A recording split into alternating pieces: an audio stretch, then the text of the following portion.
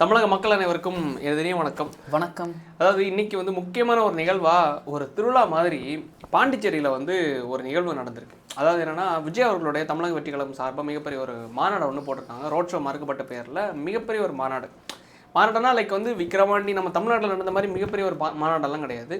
Like இங்கே compare பண்ண க்ரௌடை காட்டிலும் அங்கே கொஞ்சம் சின்ன க்ரௌடு தான். ஆனால் நான் எக்ஸ்பெக்ட் பண்ணது காலைல பேசியிருந்தாங்க. டைமிங் வந்து ரொம்ப ஷார்ட்டாக இருந்துச்சு.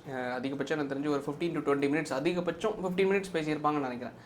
ஸோ வந்து அதில் பேசப்பட்ட ஒரு விஷயம், முக்கியமாக சொல்லப்பட்ட விஷயம், அதை தாண்டி எதிர்கட்சிகள் லைக் வந்து அங்கே இருக்கிற எதிர்கட்சிகள் லைக் வந்து அங்கே முக்கியமான பிரதான எதிர்கட்சியாக இருக்கிறவங்க வந்து லைக் திமுக தான். இவங்க தான் அவங்க வந்து அங்கம் வகிச்சிட்ருக்காங்க. ஆளுங்கட்சி யாருன்னா என்ஆர் காங்கிரஸ், என்ஆர் ரங்கசாமி அவர்கள் இருக்காருல்ல, ரங்கசாமி அவர்களுடைய அந்த என்ஆர் காங்கிரஸும் பிஜேபியும் கூட்டணியாக அங்கே ஆட்சி பண்ணிகிட்டு இருக்காங்க. லைக் உங்களுக்கு தெரியும், பாண்டிச்சேரினாலே அந்த யூனியன் பிரதேசம், லைக் யூனியன் டெரிட்டரி, அந்த யூனியன் டெரிட்டரி யாருக்கு கீழே வரும்னா சென்ட்ரல் கவர்மெண்ட்டோட கீழே வரும். லைக் இவர் அதாவது ஒரு விமர்சனமாக போயிட்டு இருக்கிற ஒரு விஷயம் என்னென்னா, விஜய் அவர்கள் அந்த ஒரு 10-15 நிமிஷம் ஸ்பீச்சில் சொல்லப்பட்ட விஷயம் என்னென்னா, பாண்டிச்சேரியில் வந்து ரேஷன் கடைகள் இல்லை, ரேஷன் கடைகளே இல்லை. ஒரு இந்தியாவிலேயே ரேஷன் கடைகள் இல்லாத மாநிலம் வந்து பாண்டிச்சேரி தான் அப்படிங்கிற மாதிரி ஒரு விஷயத்த சொல்லிட்டார்.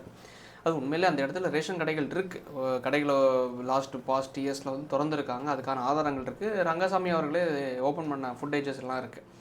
ஆனால் இது வந்து தவறான ஒரு வழி நடத்தப்படுற ஒரு விஷயம் நான் நினைக்கிறேன். ஆமாம், ஏன்னா ஸ்கிரிப்ட் எழுதினவங்க கொஞ்சம் ஆராய்ச்சி பண்ணல. அதாவது என்னென்னா, இதில் வந்து இவரை பலியாடு ஆக்குறாங்கன்னு நினைக்கிறேன். லைக் வந்து லைக் இப்போ இவர் ஒரு அரசியல் தலைவராக இவர் மக்களுக்காக பணி செய்யணும், சர்வ் பண்ணணும்னு வரும்போது தன்னைத்தானே அவரை க்ரூம் பண்ணிக்கணும்.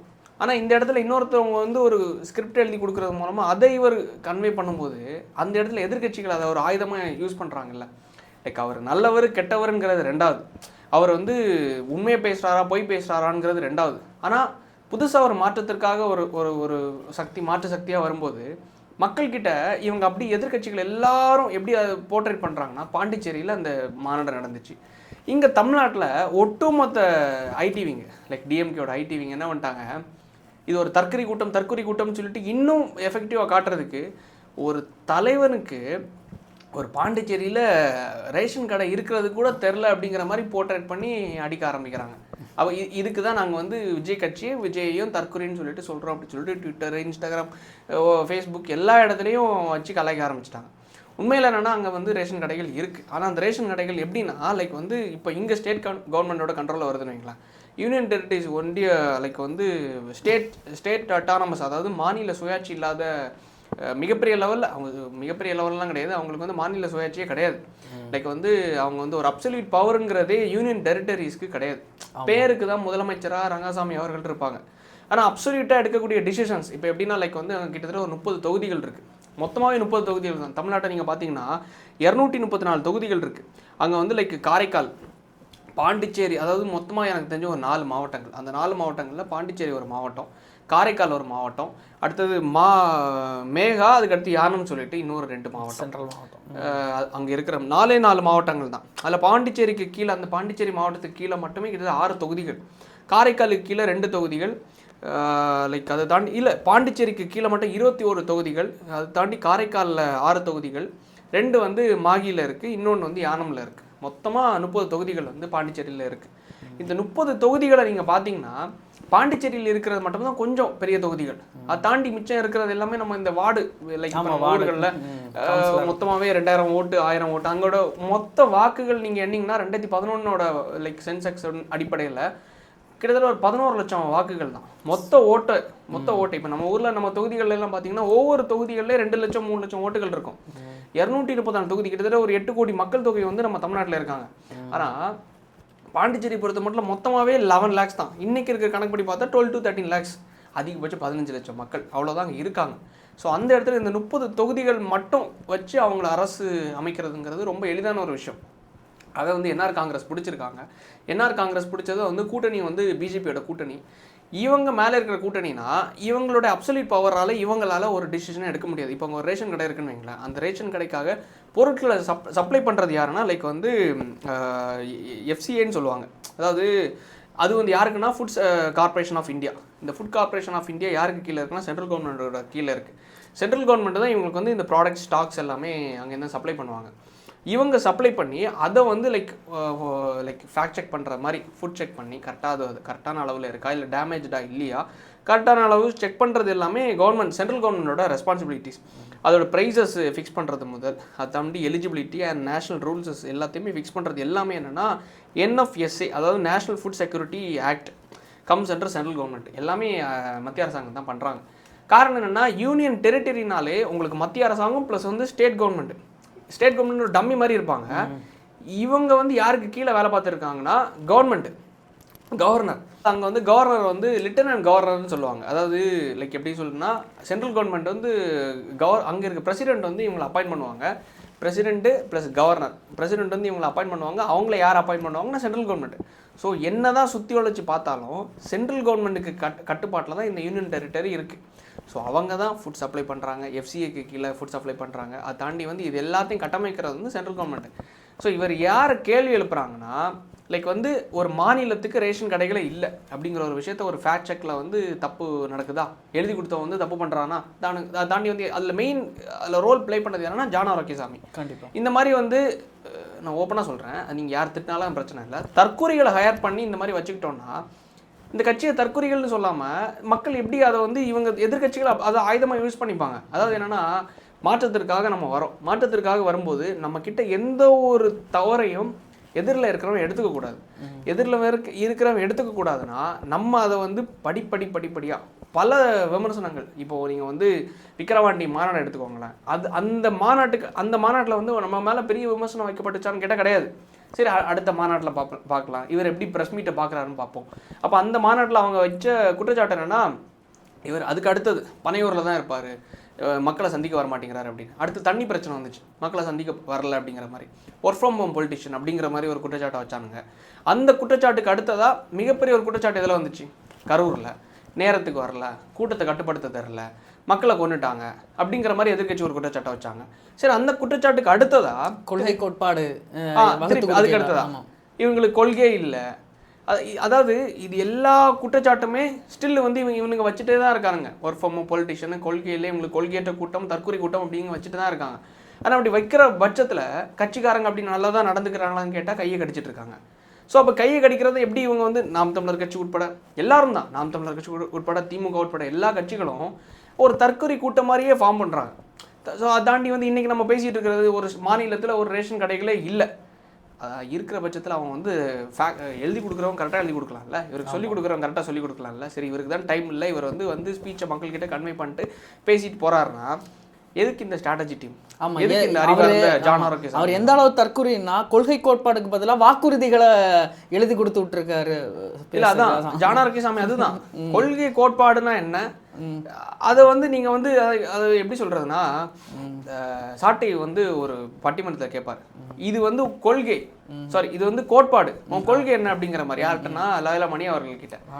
ஸோ அவங்க ஒரு விஷயத்த சொல்கிறாங்க. உண்மையில என்னன்னா கொள்கை தலைவர்கள்னு சொல்லிட்டு ஒரு 4 பேரை வச்சுருக்கோம். கொள்கை தலைவர்கள்னு வச்சதுக்கு அப்புறமா ஆப்போசிட்டில் இருக்கிறவங்க இந்த கொள்கை தலைவர்கள் இவங்க என்னென்ன சாதனை பண்ணாங்க, இவங்களோட வரலாறு என்னன்னு கேட்டால் பேபான்னு பாதி பேர் முடிச்சுட்டு இருக்கோம். ஸோ அப்படி இருக்கிற பட்சத்தில் நம்ம கிட்ட இருக்கிற குற்றங்களை தவறுகளை நம்ம திருத்திக்கணும். இல்லாத பட்சத்தில் எதிர்கட்சி இருக்கிறவன் நம்ம மேலே பழியை சுமத்திட்டு தான் இருப்பான். லைக் வந்து தற்கொலை கூட்டம் அப்படின்னு சொல்லிட்டு. ஆனால் அதை தாண்டி மக்கள் அதுக்கு அடுத்து ஒரு ப்ரெஸ் மீட்டை கொடுக்குறாங்க. என்னன்னா உண்மையிலே நாங்கள் பாண்டிச்சேரியில் வந்து ரேஷன் கடைகள் அவ்வளோவா இல்லை. இப்போ நம்ம தமிழ்நாட்டில் ரேஷன் கடைகள் கிடையாது, அந்த அளவுக்கு சர்ப்ளஸாக இருக்குது நம்ம தமிழ்நாட்டில் ரேஷன் கடைகள். ஒவ்வொரு தொகுதிகள்லையும் ஒவ்வொரு வார்டுலையும் லைக் யூனியன்லையும் ரேஷன் கடைகள் நிறைய இருக்குது. ஆனால் பாண்டிச்சேரியில் வந்து கம்மியாக இருக்குது. ஏன்னா அது வேற ஒரு விஷயம் என்னன்னா அது சிட்டி வேற. ஆமாம், படிப்படியாக கொஞ்சமாக தான் ரேஷன் கடைகளை கொண்டு வந்துட்டு இருக்காங்க. அதுக்கடுத்து மக்கள் அதில் முறையிடுறாங்க, எங்களுக்கு ரேஷன் கடைகள் ரேஷன் வசதி இல்லை அப்படின்னு. ஆனால் நம்ம சொல்லப்பட்ட குற்றச்சாட்டு எப்படி இவங்க மாற்றிட்டாங்க தெரியுமா? ஒரு ரேஷன் கடை கூட இல்லாத ஒரு மாநிலம் புதுச்சேரி அப்படின்னு சொன்ன விஷயத்த இவங்க மாற்ற ஆரம்பிச்சிட்டாங்க. அது யாருன்னா லைக் வந்து அங்கே இருக்கிற உள்துறை அமைச்சர் வந்து அடுத்தது ஒரு பேட்டி கொடுக்குறாங்க. அந்த பேட்டியில் என்னென்னா விஜய் வந்து தமிழ்நாட்டுக்கு பேச முடியல, தமிழ்நாட்டில் வந்து அவரை பேச அனுமதி பண்ணல, இங்கே வந்து எல்லாத்தையும் பேசிட்டு போகிறாரு அப்படின்னு சொல்லிட்டு. தமிழ்நாட்டில் அனுமதி கொடுக்காத ஒரு விஷயம் என்னென்னா லைக் வந்து இவனுங்க வந்து இங்கே பேச விட்டுட்டா, இங்கே வந்து இவரை பேச விட்டுட்டா, கூட்டத்தை கூட்ட விட்டுட்டா இவங்களோட டப்பா டான்ஸ் ஆட ஆரம்பிச்சிடும்ல. ஒரே ஒரு பாட்டு 10 ரூபா பாலாஜின்னு சொல்லிட்டு ஒரே ஒரு பாட்டு பாடினதுக்கு எந்த அளவுக்கு இவங்க வந்து இவங்களோட அராஜகம்லாம் எப்படி இருந்துச்சுன்னு உங்களுக்கு தெரியும். கிட்டத்தட்ட 72-80 நாட்கள் கிட்ட ஆயிடுச்சு அந்த கரூர் துயரம் நடந்து. அதுக்கடுத்தது இன்னைக்கு தான் ஒரு பேச்சை நம்ம பார்க்குறோம்னா, அந்த அளவுக்கு இவங்க வந்து லைக் இப்போ அவங்க பாண்டிச்சேரியில் போகும்போது ஸ்டார்டிங்லேயே அவங்க சொன்ன விஷயம் என்னென்னா, இங்கே இருக்கிற எல்லா காவல்துறைக்கும் நாங்கள் வந்து நன்றி சொல்கிறோம், எல்லாரையும் வாழ்த்தி வணங்குகிறோம். காரணம் என்னென்னா, தமிழ்நாடு காவல்துறையை தாண்டி இங்கே இருக்கிற காவல்துறை வந்து எங்களுக்கு நல்ல ஒத்துழைப்பை கொடுத்துருக்காங்க அப்படின்னு. ஸோ அப்படி இருக்க பட்சத்தில் இவங்க வந்து டேரெக்டாக சொல்கிற விஷயம் என்னென்னா, தமிழ்நாட்டில் எங்களை செயல்படுத்த விடல. இவங்க இன்னொரு கணக்கு எப்படி போடுறாங்கன்னா, லைக் வந்து அங்கே வந்து என்ஆர் காங்கிரஸ் இருக்குது. என்ஆர் காங்கிரஸை டேரெக்டாக இவங்க அட்டாக் பண்ணல. ஸோ என்ஆர் காங்கிரஸை டேரெக்டாக அட்டாக் பண்ணாத பட்சத்தில் அந்த இடத்துல வந்து அந்த கட்சியோட தலைவர் அந்த பாண்டிச்சேரியோட முதலமைச்சரை டேரெக்டாக அட்டாக் பண்ணாமல் ஜஸ்ட்டு இங்கே பார்க்கிங் வசதி இல்லை, ப்ளஸ் வந்து டாய்லெட் வசதி இல்லை, ஸோ இதை கொஞ்சம் நீங்கள் வந்து ரெக்டிஃபை கொடுங்க, அப்படி பண்ணி கொடுங்க அப்படிங்கிற ஒரு குறைகளை சொல்கிறாங்க. ஆனால் அட்டாக் பண்ணல. புரியுதா? ஸோ அப்போ அதோட நோக்கம் என்னவா பார்க்குறீங்க? கூட்டணி. ஒருவேளை என்ஆர் காங்கிரஸ் ப்ளஸ் டிவிகே கூட்டணி அமைஞ்சிருச்சுன்னா நல்லா நோட் பண்ணிக்கோங்க, என்ஆர் காங்கிரஸை அட்டாக் பண்ணல. என்ஆர் காங்கிரஸ் அட்டாக் பண்ணாமல் சின்ன சின்ன குறைகளை மட்டும் சொல்லிவிட்டு டேரெக்டாக தலைவரை அட்டாக் பண்ணாமல் பேசிட்டு, தலைவர் வந்து டீ கடையில் வச்சு இந்த ஸ்பீச்சை பார்த்துட்ருக்காரு, யார் விஜய் அவரோட ஸ்பீச்சை. நான் அப்புறமா பதில் சொல்கிறேன்னு சொல்கிறாரு. காரணம் என்னென்னா, ஏதோ ஒரு உடன்பாடு அவங்களுக்குள்ளே இருக்குது. காரணம் என்ன? கூட்டணி உடன்பாடு நான் பார்க்குறேன். தற்போதைக்கு அவர் தானே முதலமைச்சராக இருக்காரு. இப்போ அவர் எப்படி இவரை போய் கூட்டணி வைக்க அனுமதிப்பார்? ஆனால் ஏற்கனவே அவர் வர்ற தேர்தலில் சொல்கிறேன், வர தேர்தலாக இருந்தாலும் இந்த தற்போது அவருடைய கெப்பாசிட்டியை லூஸ் பண்ணிப்பாரா இதே மாதிரி ஏதாவது கூட்டணி வச்சு? இல்லை, அதாவது அடுத்த தேர்தலில் அவங்களுக்கான மாற்றத்திற்காக தானே பாண்டிச்சேரியில் இப்போ போகிறாங்க. ஓகே, இப்போ வேற ஒன்றும் இல்லை. இப்போ எக்ஸாம்பிளுக்கு பீகாரில் இப்போ தேர்தல் முடிஞ்சிருச்சு. இப்போ போய் பீகாரில் போய் நான் கூட்டத்துக்கு போடுறேன்னு சொல்லிட்டு அங்கே போயாச்சுன்னா அப்போ அங்கே அதுக்கு அர்த்தமே கிடையாது. ஏன்னா இன்னும் அடுத்த எலெக்ஷனுக்கு 5 வருஷம் இருக்குது. 5 வருஷம் இருக்கும்போது நீ இப்போ எதுக்கே நீங்கள் வந்து பிரச்சாரம் பண்ணுற வராங்கிற ஒரு கேள்வி இருக்குல்ல. பாண்டிச்சேரியில் எலெக்ஷன் வரும். எலெக்ஷன் வர்ற ஒரு காரணத்தினால இவங்க அங்கே போய் பிரச்சாரம் பண்ணுறாங்க. ஸோ எலெக்ஷன் வர்ற காரணத்தினால இவங்க கூட்டணி அமைஞ்சிருச்சுன்னா அவங்களுக்கு என்ன, சரி ஓகே நாங்கள் வந்து வர்ற காலத்தில் ப்ரெஸ் மீட்டில் நாங்கள் சொல்கிறோம் அப்படிங்கிற மாதிரி முதலமைச்சர் பேசிட்டு போயிட்டாரு. ஸோ இந்த ஒரு இணக்கமான ஒரு விஷயம் வந்து கூட்டணிங்கிற ஒரு விஷயத்தில் போய் முடிஞ்சதுன்னா அங்கே அவங்க ஆட்சி அமைக்கலாம். அது ஒரு பெரிய விஷயமே இல்லைங்கிறத நான் பார்க்குறேன். பாண்டிச்சேரி பொறுத்த மட்டும் டிவிக்கு என்ஆர் காங்கிரஸ் சேர்ந்துருச்சுன்னா ஈஸியான லெவலில் அவங்க ஆட்சி அமைக்கிறதுக்கான வாய்ப்புகள் அதிகம். வெறும் 30 தொகுதிகள் தான், வெறும் 15 அதிகபட்சம் சொல்கிறேன், 12லேருந்து 15 லட்சம் வாக்குகள் தான், வாக்காளர்கள் தான். அதில் கிட்டத்தட்ட எனக்கு தெரிஞ்ச ஒரு 6.25-7 லட்சம் பேர் வந்து பெண்கள், மிச்சம் இருக்கிறவங்க எல்லாமே ஆண்கள். பெண்கள் தான் அதிகம், பெண்கள் ஓட்டு. ஸோ அந்த கூட்டத்தில் உங்களுக்கு தெரியும் எந்த அளவுக்கு ஒரு ஃபேன் பேஸில் மக்கள் பார்க்க வராங்க அப்படிங்கிறது. ஸோ பாண்டிச்சேரியை பொறுத்த மட்டும் டிவிகே ப்ளஸ் எந்த என்ஆர் காங்கிரஸ் கூட்டணி அது அமைஞ்சாலும் சரி, அமையாமல் இருந்தாலும் சரி, மிகப்பெரிய ஒரு எப்படி சொல்கிறது பார்வை, அதாவது மக்கள் மத்தியில் இருக்கிற எதிர்பார்ப்பு வந்து பாண்டிச்சேரியில் ஒரு ஸ்வீப் ஆகுங்கிறது என்னோட பார்வையில் நான் பார்க்குறேன். மக்களும் அதை தான் நம்புகிறாங்க. ஏன்னா வந்து சின்ன தொகுதி, ஈஸியாக பிடிக்கக்கூடிய தொகுதின்னு சொல்கிறத தாண்டி சின்ன மாநிலம், யூனியன் டெரிட்டரி, ஈஸியாக ஸ்வீப் பண்ணக்கூடிய ஒரு டெரிட்டரி. நம்ம சும்மா அடிச்சு விட்றதுக்காக பேசுகிறது கிடையாது. ஏன்னா ரொம்ப சின்ன 10 பேரை தான் மண்டை கழுவணும். 10 பேரை பேசிட்டா அந்த 10 பேரோட ஓட்டை சீக்கிரம் வாங்கிடலாமே. 100 பேர் இருக்கும்போது அவனை மைண்ட் வாஷ் பண்ணுறதுக்கு தான் டைம் ஆகும். ஆனால் வெறும் 10 பேர் இருக்கும்போது அவங்ககிட்ட போய் பாலிடிக்ஸ் பண்ணுறதுல நம்ம பெரிய விஷயம் கிடையாது. இங்கே 7.5 கோடி மக்கள் எங்கே, அங்கே 15 லட்சம் எங்கே. ஸோ அதனால் பாண்டிச்சேரியை பொறுத்த மட்டும் டிவிக்கு ஒரு நல்ல சாதகமான ஒரு சூழல் நிகழ்வி வருது. தமிழ்நாடை பொறுத்த மட்டும் இன்னும் பல விஷயங்கள், பல அவங்களுடைய முடிவுகளை பார்க்க வேண்டியது இருக்குது. ப்ளஸ் அதை தாண்டி டிவிக்கேனாலே உங்களுடைய பல கருத்துக்களை நீங்கள் பதிவு பண்ணுவீங்க. லைக் வந்து அவங்க தற்கொலை கூட்டம் சொல்லிட்டு எதிரில் இருக்கிற நம்ம நண்பர் வந்து பதிவு பண்ணுவார். இன்றைக்கி வந்து அமைதியை காத்தமைக்கு மிக்க நன்றி. அது நான் பதிவு பண்ணாமலே அவங்க மீடியாஸ் எல்லாம் பதிவு பண்ணிட்டு கையில் கடிக்கிறதெல்லாம் அதனால இல்லை, அதை நான் பதிவு பண்ணிட்டேன். இல்லை, ஆமாம், லைக் என்னன்னா நீங்கள் தான் இப்போ இன்னைக்கு தற்கொலைன்னு பதிவு பண்ணியிருக்கீங்கன்னு நினைக்கிறேன். இல்லை, நான் வந்து அதாவது நான் என்ன சொல்கிறேன், நான் என்ன பதிவு பண்ண விஷயம் என்னென்னா, மக்கள் வந்து இந்த மாதிரி ஆக்டிவிட்டீஸை பண்ணுறது மூலமாக நீங்களே இந்த கட்சி இப்படிதான்ங்கிறது எதிர்கட்சியில் இருக்கவனுக்கு ஆயுதத்தை எடுத்து கொடுக்குறோம். ப்ளஸ் பொதுமக்கள் ஈஸியாக தற்கொலைன்னு சொல்லிட்டு போயிட்டே இருப்பாங்களே. எதை வச்சு இப்போ வேற ஒன்றும் இல்லை, நான் சிம்பிளாக ஒன்று கேட்குறேன். விஜயகாந்த் அவர்களை எதனால குடிகாரங்கன்னு சொன்னாங்க? பப்ளிக்ல வச்சு லூஸ் டாக் விட்டுறது. லூஸ் டாக் விட்டதை யார் கவர் பண்ணா? மீடியா தானே விஜயகாந்தை போர்ட்ரேட் பண்ணாங்க. விஜயகாந்த் அவர்கள் வரக்கூடாதுங்கிறதுனால ஆளுங்கட்சி திமுக என்ன பண்ணாங்க? ஏன்னா இவர் ஜெயலலிதா கூட அவங்க ஜெயலலிதா அம்மையார் கூட கூட்டணியில் போயிட்டாங்க. ஸோ அவரை உடைக்கிறதுக்காக திமுக என்ன பண்றாங்க, இவரை வந்து ஒரு குடிகாரன்னு சொல்லிட்டு போர்ட்ரேட் பண்றதுக்காக மீடியாவை கையில் எடுத்தாங்க. கரெக்டா? ஸோ இப்போ இன்னைக்கு விஜயை தற்கொலைன்னு சொல்லிட்டு போர்ட்ரேட் பண்றதுக்காக யார் கையில் எடுத்தா? மீடியா. அது யாரோட கையில? திமுகவோட ஆளுங்கட்சியோட கையில. ஸோ இவங்க தற்கொலைன்னு காணிக்கிறது மூலமா தான் மக்கள் எப்படி பாக்குறாங்க, ஒருவேளை தற்கொலை கூட்டமா அப்படிங்கிற மாதிரி மக்கள் பாக்குறாங்களா? ஒருவேளை இதை பாக்குற நேரம் ஜான் ஆரோக்கியசாமி ஏதாவது பெட்டி வாங்கியிருப்பார் போல இருக்கும். இல்ல அவர் யார்கிட்ட இருந்து பெட்டி வாங்குறதுன்னு தெரியல, திமுக கொடுக்குறாங்களா என்ன கொடுக்குறாங்கன்னு தெரியல. ஆனால் கொடுத்தாலும் விஜய் அவர்கள் தன்னை ஒரு தலைவராக நிரூபிக்கிற பட்சத்தில் அந்த கட்சி நல்ல ஒரு ஃபியூச்சர் இருக்கும்னு நம்புகிறேன். காரணம் என்னன்னா, இந்த மாதிரி சில பொய்கள் இவருக்கு சொல்லி கொடுக்கறது மூலமா அது யாருக்கு கெட்ட பேருன்னா ஜான் ஆரோக்கியசாமிக்கு கிடையாது. மக்கள் யாரும் ஜான் ஆரோக்கியசாமி யாருன்னு தெரிய போகிறது இல்லை. விஜய் அவர்களுக்கு தான் கெட்ட பேர், அந்த கட்சிக்கு தான் கெட்ட பேர். ஸோ இப்படி இந்த பசங்க வந்து கையை கடிக்கிறது, இங்கே வந்து மரத்துக்கு மேலே ஏறுறது, இந்த மாதிரி விஷயங்களை தவிர்க்கணும். பொதுச்செயலாளர் அவர்களும் சொல்லியிருக்காரு ஒரு ஒரு மேடையில் இன்னைக்கு வந்து யாருமே பெண்களை கூட்டு வராதிங்க, யாருமே குழந்தைகளை கூட்டு வராது, பெண்கள்லாம் சின்ன குழந்தைங்களை கூட்டு வராதிங்க, யாருமே இந்த மரத்துக்கு மேலே ஏறாதீங்க, தாவாதீங்க, இந்த மாதிரி ஆக்டிவ்களை செய்யாதீங்க அப்படிங்கிற மாதிரி. அது ஒரு நல்ல விஷயம் தான். அது தொண்டர்கள் கடைப்பிடிக்கணுங்கிறது நான் விரும்புகிறேன். ஆமாம், இந்த ஸ்பீச் வெளியே அவங்களாட்டே சொல்லாமலே கடைப்பிடிச்சாங்க. ஆமாம், பொதுமக்கள் இயல்பான சிறப்பான நல்ல ஒரு முன்னெடுப்பை எடுத்திருக்காங்க அப்படிங்கிறது ஒரு பார்வையில் அந்த கட்சிக்கு மேலே ஒரு நல்லிணக்கம் வரும். இல்லாத பட்சத்தில் திருப்பியும் இவங்க ஆளுங்கட்சி அந்த ஒரு புகுட்டுற ஒரு விம்பம், தற்கொலை கூட்டம்னு புகுட்டும் போது மக்களும் கடைசியில் அப்படி நம்பக்கூடாதுங்கிறத நான் என்னோட விருப்பம். நம்பிட்டாங்கன்னா திருப்பி மறுபடியும் ஒரு மன்னராட்சி கீழே நம்ம வந்து அடிமைகளாக இருக்கணும்.